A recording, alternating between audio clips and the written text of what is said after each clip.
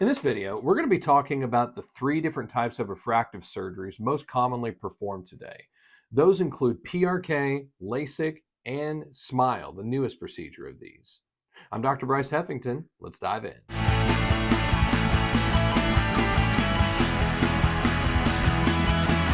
So let's talk about the first refractive surgery, known as PRK, photorefractive keratectomy. It's the oldest of the three commonly performed procedures. And what happens is the surgeon has you on the operating table. They melt the top layer of the cornea off, called the epithelium, in order to reshape the layers underneath to change your prescription, whether you had farsightedness, nearsightedness, astigmatism, to get you seeing better off in the distance looking far away. Most ophthalmologists use what's called a femtosecond laser, the most advanced laser of its kind out there to reshape the entire cornea. If you have dry eyes, PRK may actually be better indicated for you than a procedure like LASIK, because it actually helps retain the overall structure shape of the cornea and doesn't involve flat manipulation. We'll talk about that in LASIK in a few moments. There's a couple of requirements a lot of surgeons will go over and talk with you about, like needing to be at least 18 years of age or 21 potentially, your prescription to be very stable, your corneas need to be healthy, and you need to have realistic expectations. And things like a cataract or corneal scars or disease can be kind of a negating issue for candidates to be considered for PRK surgery. But overall, your pupil size will be checked, your cornea is going to be measured, and the thickness needs to be measured in order to make sure that the surgeon gets the right prescription measurement down for when they operate the laser on you. Now, what are the prescription ranges for PRK? Well, you can go anywhere between +6 all the way up to a -12 for nearsightedness. So pretty healthy range, and about 6 diopters for astigmatism. So that's a pretty large amount of patients that this can work with. At the end of the surgery, they're going to put what's known as a bandage contact lens on your cornea while the cornea regenerates and heals and all the epithelium grows back. Now, the second most commonly no.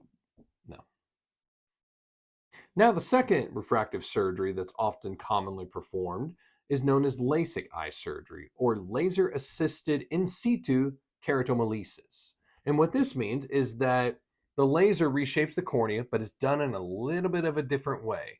So, what happens is the ophthalmologist or surgeon is going to be using this laser to cut kind of a flap open on the cornea.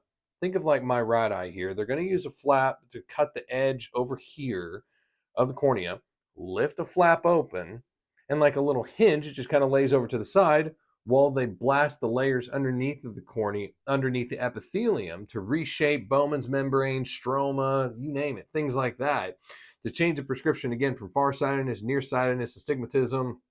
And then what happens is they put the flap back over, and most patients tend to have pretty good vision almost immediately after the surgery, which is often why it's highly favorable and a lot of people seek after it because they like the instant seeing better result. And there are a couple of restrictions and requirements that need to be met with LASIK. 18 years of age or 21 potentially, your prescription to be very stable, your corneas need to be healthy, and you need to have realistic expectations. So what's the prescription range for LASIK? Well, it can usually range anywhere from like a -0.5 all the way up to a -8, typically.